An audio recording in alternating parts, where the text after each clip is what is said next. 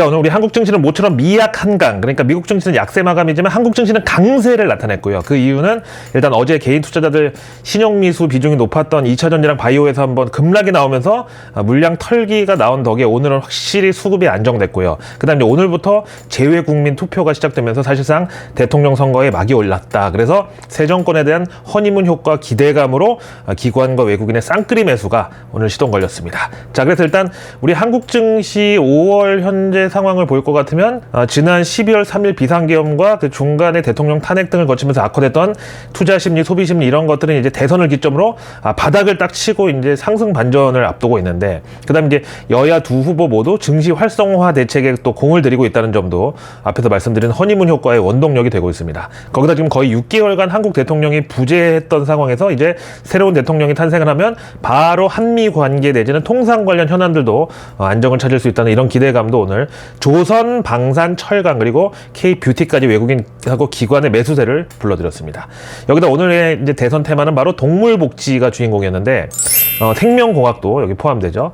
오늘 민주당의 이재명 후보가 반려동물 관련 공약을 공개했는데 여기 바이오 실험에서 희생동물의 수를 줄이기 위한 동물 대체 시험 활성화법을 제정하겠다, 이런 공약이 들어가 있었습니다.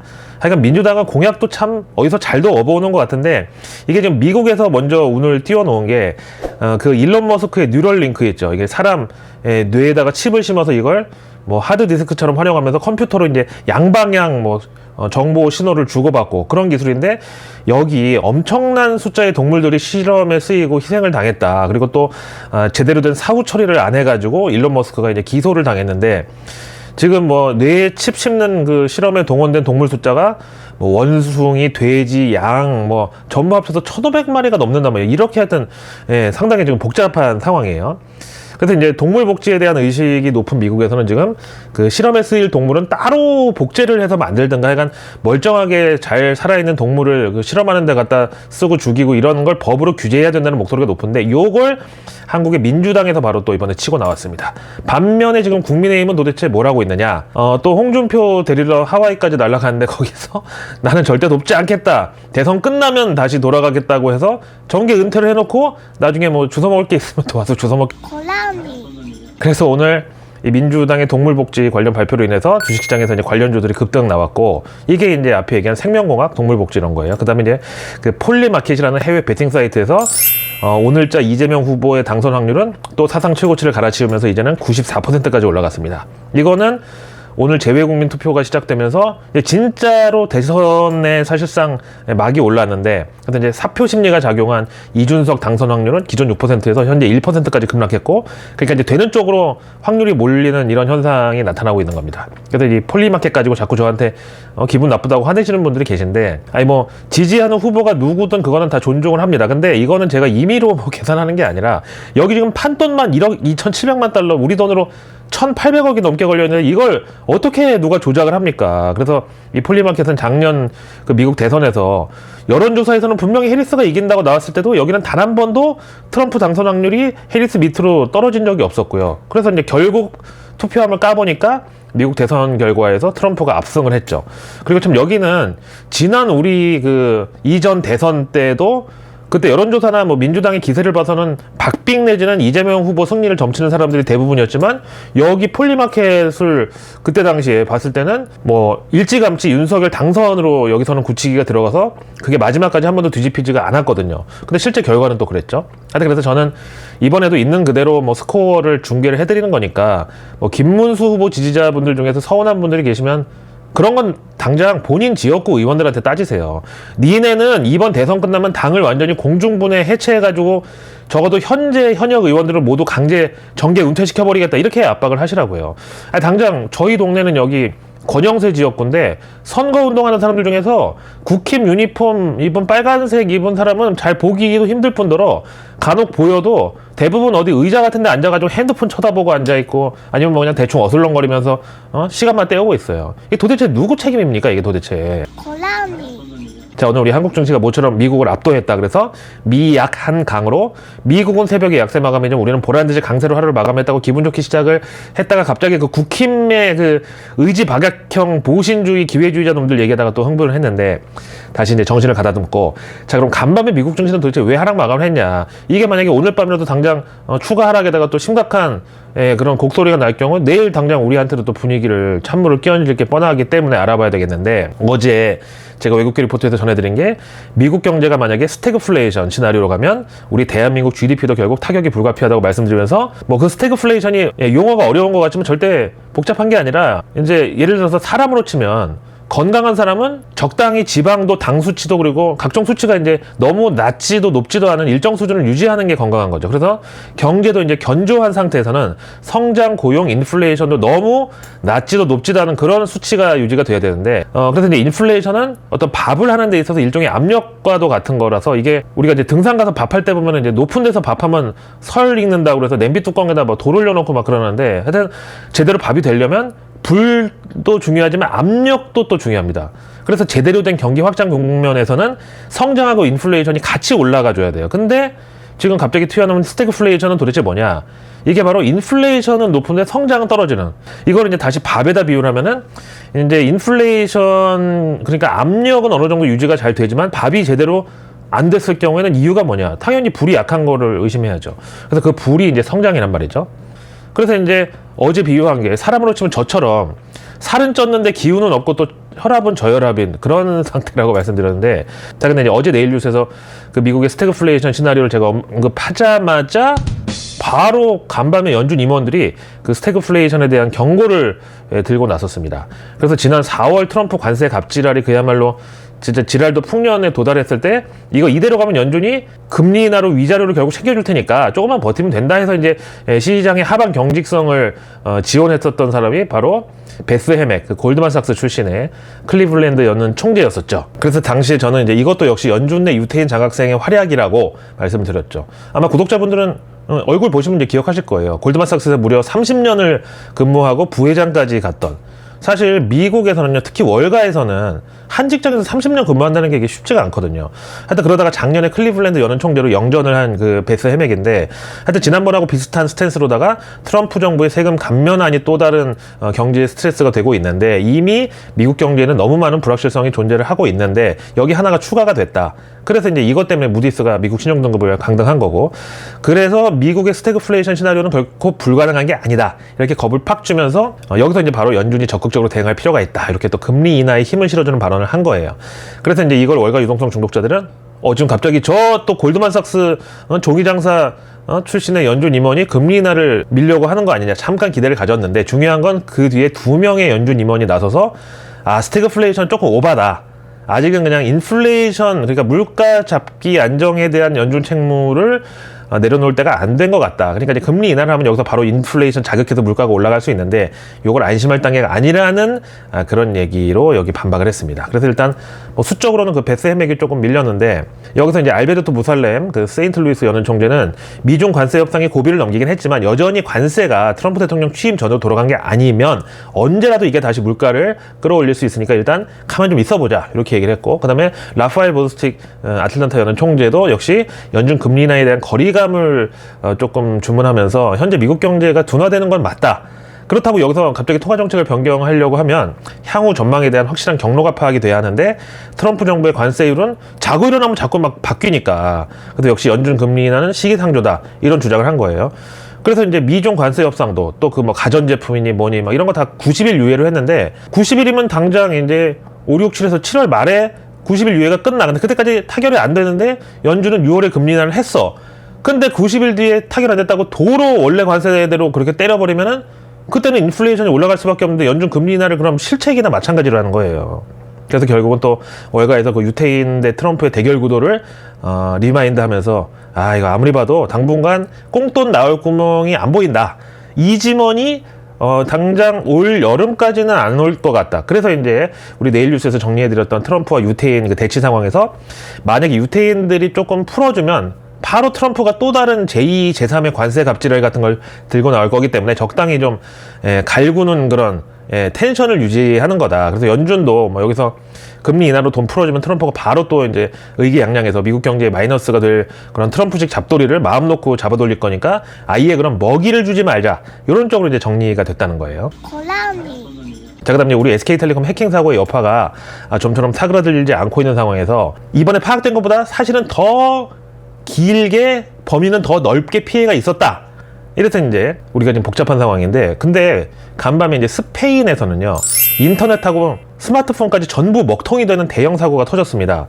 여기가 지난 그 4월 말에 블랙아웃이라고 해서 그 술 먹고 필름 끊기는 그게 아니라 블랙아웃, 그야말로 대정전이 발생했다는 거를 제가 내일 뉴스에서 전해드렸었는데, 그리고 나서 이번에는 스페인 전체의 무선 통신이 다운되는 사고가 발생했습니다. 그래서 특정 통신사 한 군데 뭐 SK텔레콤 이런 게 아니라 스페인의 보다폰, 디지모바일, 오렌지, 모비스타 이렇게 4개 통신사 전체가 인터넷하고 휴대폰 통신이 끊겨버렸고요. 현재 마드리드하고 안달루시아, 아라곤, 발렌시아 이런 도심 지역에서는 자체 조사에 들어갔고, 일부는 인터넷이 복구가 됐다가 다시 다운되고 이런 일이 이제 반복되고 있다는데요. 여기 대해서 이제 아무래도 지난 전국적인 그 정전 사태, 그 블랙아웃 때 보안 시스템이나 서버 유지 장치가 데미지를 입은 것 때문이 아닌지. 근데 이것도 영화 같은 데 보면은 어디 이제 털러 들어갈 때 제일 먼저 두꺼비 집부터 내려버리든가 아니면 그냥 전봇대의 고압선을 그냥 터뜨려 버리잖아요. 그래서 약간 지난 정전의 여파로 전문가들이 이번 그 사고를 의심하고 있다는데, 야, 그 진짜 이거 우리도 만약에 SK텔레콤뿐만 아니라 KT하고 LG U+까지 전부 인터넷하고 휴대전화 마비되면은 이거야말로 진짜로 국가적인 비상사태 아니에요?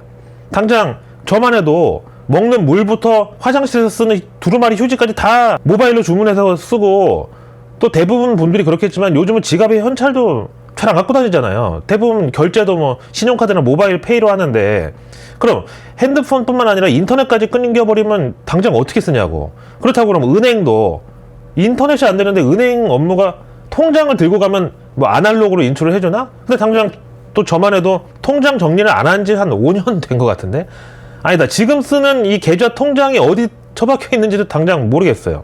아니 참, 근데 이거는 이제 사실 우리끼리 얘기인데요. 현재 SK텔레콤 해킹 사고에 대해서 그 SK 측은 그냥 뭐 조사 중이다 이렇게 이제 묵묵부답으로 일관하면서, 이제 지금 대선 때문에 워낙에 이제 시끄러우니까 이런 거 다 지나가고 사람들 관심이 좀 이제 수그러들고 나면 그때 슬그머니 발표하려고 좀 눈치 보고 있는데, 이번에 이제 과기부에서 민관 합동 조사 결과 브리핑 나온 거를 보니까 가장 최신 내용에 아무래도 중국 해커 조직의 소행 같다는 거예요. 그래서 이미 확인된 팩트는 레드맨션이라는 중국 해커 조직이 최소 3년 전부터 SK텔레콤 서버에 침투해서 악성 코드를 심고 정보를 빼갔던 것으로 추정된다는데, 그래서 이번에 SK텔레콤 유심 서버에서 발견된 BPF-도어라는 악성 코드가 얘네들이 심어놓은 건데, 이게 이제 단순히 민간 기업의 개인정보를 훔쳐가는 걸 넘어서 국가 기반 시설을 겨냥한 그런 사이버전에까지 활용되는 고도화된 수단이라는 그런 분석입니다. 아니 지금 이런 상황에서 왜 뭐 민주당은 CC로 일관하는 것까지는 그렇다 치고 여당인 국민의힘 도대체 왜 입 닥치고 있는 겁니까? 당장 중국 정부하고 공조수사하자고 주한 중국 대사 불러들여야지, 지금 조져야지. 그래서 정부 여당은 도대체 지금 뭘 하고 있어요? 이렇게 말하면 또 저한테 정치 편향을 드러내지 말라느니, 정치 얘기는 아예 경제 채널에서 하지도 말라느니 이런 분들이 또 튀어나오는데, 아니 지금 대한민국 개인 투자자분들이 완전히 아사 직전인 그 2차 전지를 한번 보세요. 이게 작년에만 해도 뭐 전기차 캐즘은 끝나가고 리튬 가격이 바닥을 쳤다, 또 올해가 실적 턴어라운드의 원년이 될 거다, 그러다가 왜 갑자기 또 이렇게 절벽 밑으로 떨어졌습니까? 예, 그게 바로 정치 때문이에요. 그다음에 트럼프가 미국 대통령 당선되는 바람에 하루아침에 전기차가 그 바이든과 함께 퇴물로 전락을 해버렸고 이제 보조금까지 다 끊어버린 데잖아. 근데 정치 얘기를 하지 말고 경제를 저보고 분석하라고요? 그리고 이번 대선도 그래요. 제가 뭐 이재명 후보 당선 확률이 높다고 전해드리는 것도 사실 이 대한민국 한반도 정치 환경에서는 절대 권력이라는 게 나와서는 진짜 안 돼요. 북한처럼 돼, 진짜 잘못하면. 그럼 이제 그 절대 권력이 지배했던 조선 왕조로 돌아가 보자고요. 아시는 분들은 아시겠지만 전 세계 근대사를 통틀어서 그 조선 왕조가 제일 쓰레기였어요. 아니 어떻게 같은 민족을 노비로 부리고 거기다가 각종 뇌물의 비리에 매점 매석, 그 다음에 뭐 매관 매직, 당파 싸움, 또 국사를 무속에다가 의탁을 하고, 그러다 결국 마지막에는 그 왕조가 자기네 왕실 안위를 담보로 해가지고 그냥 나라를 통째로 팔아먹었잖아. 아, 제가 지금 표현이 너무 과하다면 이거 죄송한데요. 그만큼 이 대한민국에는 절대 권력 대신에 견제와 균형이 꼭 필요합니다. 안 그러면 진짜로 일부 미개한 인간들이 전체 국민을 위태롭게 만드는 그런 일이 벌어질 수가 있단 말이에요. 아니 앞에 그래요. 이재명 당선 확률 94%. 이 중에서 제 생각에는요. 경기 동부연합 지분이 30%, 그다음에 민노총 지분이 40%예요. 그럼 정작 이재명이 대통령이 된다고 한들 본인 대한민국 대통령 자리에 앉은 사람 지분은 얼마야? 24% 남는다고. 그래서 반드시 견제가 필요하다는 소리예요. 그 대통령 본인을 위해서라도. 그래서 저는 지금 SK텔레콤 해킹 사고야말로 진짜 비상계엄을 선포해야 될 그런 정도의 위중한 상황이라고 봐요. 고라니. 한국의 통신 3사 중에서 제일 메이저인, 그래서 사이버 보안에도 그만큼 돈도 많이 쓰고 인력도 많이 들였다고 하는 SK텔레콤이 털렸는데, 그럼 그 다음은 이제 어딜 노리겠습니까? 뭐 은행, 보험, 증권, 그 다음에 선관위, 그 다음에 중앙정부, 그 다음에 한국은행, CBDC 이렇게까지 털리면 그때는 우리도 그 스페인처럼 국가적 재난까지 가지 말라는 보장이 없어요. 여기 보세요. 그 글로벌 회계법인 PwC 있죠. 우리나라에도 그 지사가 있는 프라이스워터하우스쿠퍼스. 여기서 이제 사이버 보안 보고서를 낸 건데, 이 BPF가 지난해 2024년 아시아 국가에 침투한 사례가 쭉 있었는데, 보시다시피 대한민국, 홍콩, 말레이시아 다양하게 털렸잖아요. 근데 중요한 건 우리 대한민국만 2번이야, 작년에. 이거 왜 아무도 그 심각성에 대해서 경고를 하지 않는 거죠? 그 해커들이 배우가 혹시 중국이라서 그런 거예요? 아니 보세요. 그 세월호 조사는 특조위까지 꾸려가지고 뭐 해외 전문가들 데려다가 조사시키고, 그러면서 그 특조위 위원들은 해외 출장도 여기저기 돌아다니고, 그러면서 국민 세금 572억을 쓰고도 결론을 못 냈잖아요. 근데 왜 이 SK텔레콤 사고는 지금 이렇게 여야가 동반으로 모른 척하고 미적거리고 있는 거죠? 뭐 인명사고가 아니라서요? 진짜 이러다가 다음에 국민건강보험공단 털려가지고 중국 해커들한테 전 국민 의료 보건정보 다 넘어가고, 그 다음에 대형 병원, 종합병원들 시스템 다 마비되고, 그때는 어떡할 거예요? 자, 그래서 제가 뭐 보수 지지자분들 중에서는 지난 문재인 정부 당시 총선 그때 한일전이라고 했던 것처럼 그걸 벤치마킹해서 이번 대선을 한중전으로 프레임을 짜야 된다고 주장하시는 분들이 계시던데, 그래서 제가 지난 라이브 때 말씀을 드린 게, 아니 한중전으로 가면 그럼 친중 반중으로 나눠야 되는데 반중이 도대체 어디냐? 국민의힘도 민주당도 똑같이 친중인데 어떻게 대결 구도가 잡히겠냐고요. 자, 근데 이제 만약에 미국의 경우는요, AT&T가 이런 식으로 유심 해킹 사고가 터졌다? 근데 조사 결과가 완전히 아직 결론은 안 났지만 그 과정에서 이미 2022년도에 중국 해커 조직 레드맨션이 심어놓은 BPF-도어라는 악성 코드가 이번에 발견이 됐다. 근데 아직은 요거랑 이번 유심 개인정보 유출이 직접 연관이 돼 있는지는 밝혀지지는 않았다. 만약에 미국이었으면 요 정도만 나왔어도 트럼프는 바로 스테이트 이머전시, 그러니까 국가 비상사태 선포하고 중국을 가만 안 놔뒀을 거예요. 아니 그 전에 바이든도 충분히 이 정도 사고였으면 즉시 CIA, FBI 그런 조사단 중국 본토에 파견해가지고 한바탕에 뒤집어 놨을 거라고. 근데 지금 도대체 집권 여당이면서 대한민국 보수라고 하는, 그래서 툭하면 한미일 공조 팔아먹고 북중러 견제해야 된다고 표를 달라고 하는 그런 국민의힘은 도대체 뭐라고 자빠졌냐 이 소리예요 지금. 지금 저만 괜히 이거 호들갑 떠는 거 같으신가요? 저는 진짜 이러다가 한번 큰일이 터질 것 같아가지고 너무 불안해요. 오히려 사람들이 너무 지나치게 안일한 것 같아. 그게 왜 그러냐면은 그 주류 언론들하고 또 전투력 센 민주당이 그냥 이번 사태를 요식행위 차원에서만 이제 적당히 대응을 하고 있으니까 그런 것 같아요. 그래서 저는 이번 SK텔레콤 해킹 사고가 사실 지난 후쿠시마 원전수 방출보다 저는 100배는 더 위험한 이슈라고 봅니다. 그때는 정말 국민들을 바보로 알았던가 아니면 뭔가 어설픈 인간이 설계를 했던가, 하여간 후쿠시마에서 원전수를 방출하면은 해류가 캘리포니아 그 미국으로 흘러가는데 왜 그 반대쪽에 있는 우리가 발작을 일으켰냐, 이런 차원이에요. 그러니까 낙동강에서 페놀 유출 사고가 났는데 왜 한강에서 그걸 가지고 지랄을 했냐, 이런 상황이죠. 그리고 일본 본토에서 동쪽이잖아 거기 후쿠시마가. 거기서 오염수를 방출했는데 거꾸로 이쪽으로 올 수가 있다 그러면, 그럼 일본 본토부터 거치고 후지산을 넘어서 우리나라로 와야 되는데, 이 말이 안 되는 개짓거리를 한 거야. 근데 이번엔 달라요. 차원이 달라요. 이거는 거의 80년대에 서울 시내 한복판에서 땅굴이 발견됐을 것처럼 그렇게 온 나라가 발칵 뒤집어지고도 남을 사안이라고요. 그래서 그 땅굴을 쭉 타고 들어가 보니까 서해를 해저 터널로 뚫고 중국 본토가 나오는 지금 이런 상황이에요. 진짜 이게 미치겠네. 제가 그 IT 전공자가 아닌 그 문과충이라서 이걸 내 전공인 경제학하고 국제관계만 가지고 설명하려니까 이거 무슨 스피드 퀴즈 하다가 어떤 항목에서 딱 지금 꼬인 것처럼 좀 너무 답답한데, 뭐 그래도 우리 구독자님들은 저보다 훨씬 더 현명하시고 인사이트가 또 깊으신 분들이 대부분이시니까 제가 이렇게 개떡같이 얘기를 해도 아마 찰떡처럼 알아들으셨을 것으로 믿겠습니다. 내일 뉴스는 내일 보면 너무 늦습니다. 런던 고라니의 내일 뉴스 미리 보기. 런던 고라니의 내일 뉴스 미리 보기. 구독, 좋아요. 알림 설정까지!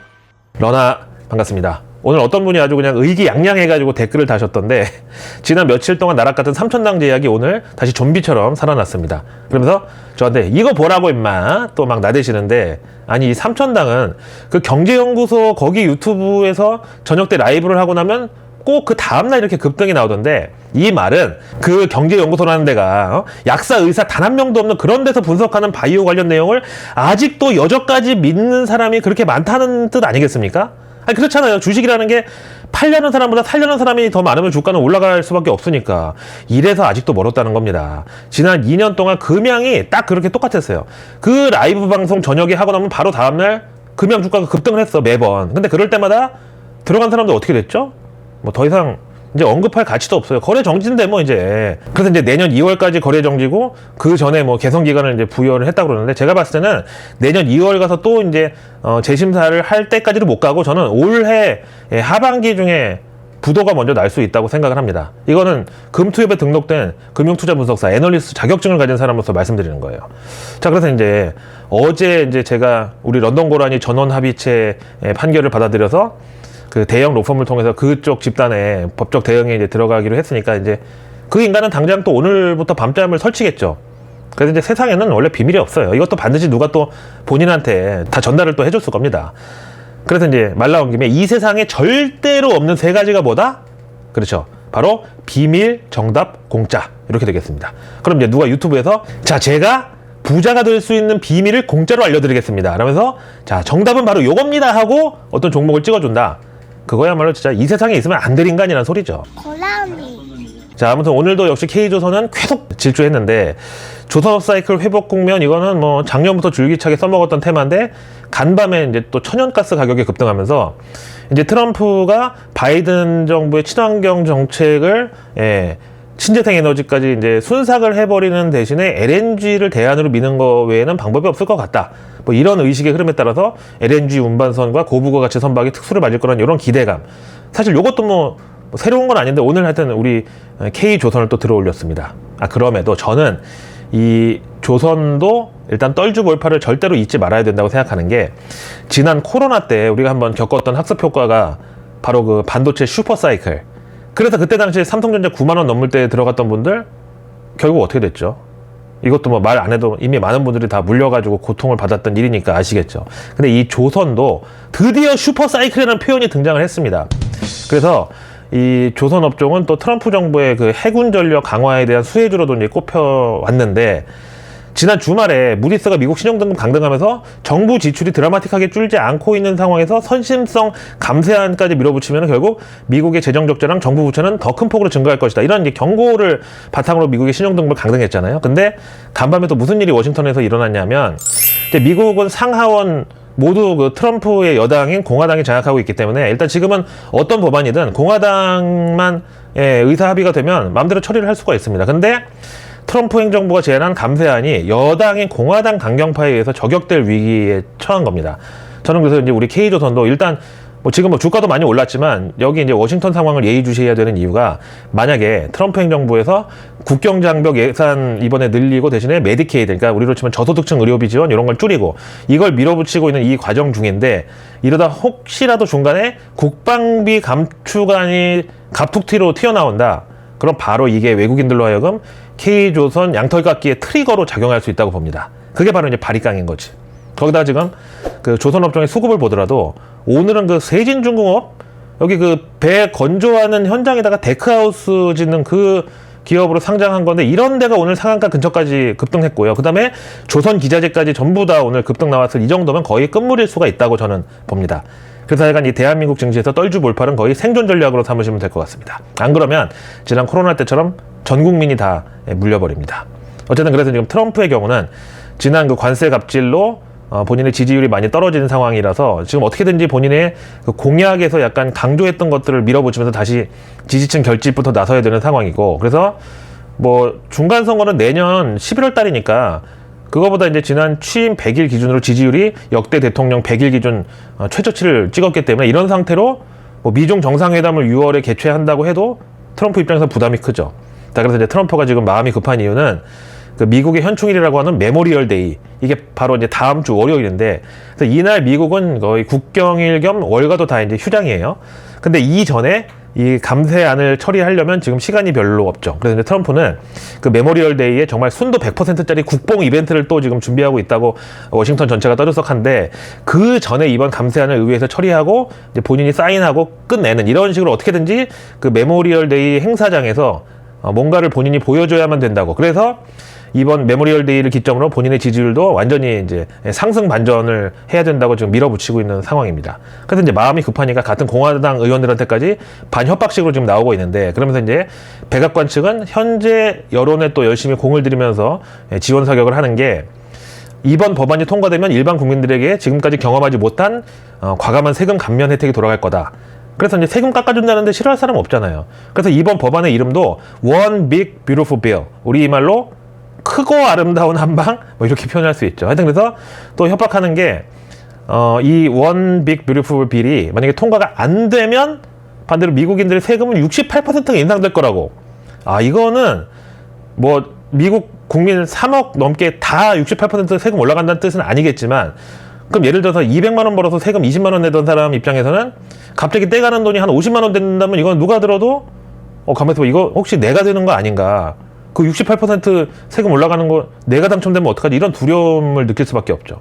그러니까 저소득층은 당연히 작은 액수에도 민감할 수밖에 없고, 또 고소득층은 그 세율에 따라서 떼가는 돈의 액수가 또 어마어마하게 차이가 날 테니까 역시 또 예민한 거죠.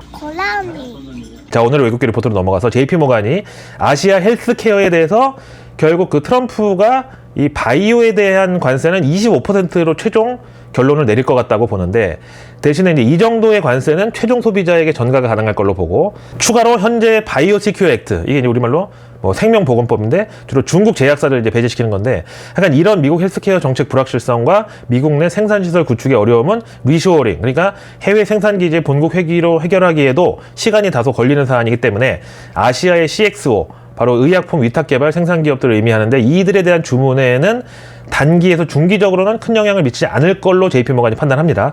그래서 이제 제목이 아시아 헬스케어니까 아시아 바이오 기업 중에서 JP모간의 비종합 리스트에는 뭐가 있냐, 5개 중에 중국 업체가 4개예요. 뭐 우시바이오로직스, 우시앱텍 이런데, 그 다음에 여기 유일하게 대한민국의 삼성바이오로직스가 투자의견 비종합대 리스트에 올라갔습니다. 그 다음에 이제 그냥 매수 의견에는 인도의 에보트 인디아, 선파마 이런데, 그 다음에 이제 비중 축소에는 인도의 닥터레디, 그리고 또 K바이오에서 한 종목이 여기 들어갔는데 바로 셀트리온.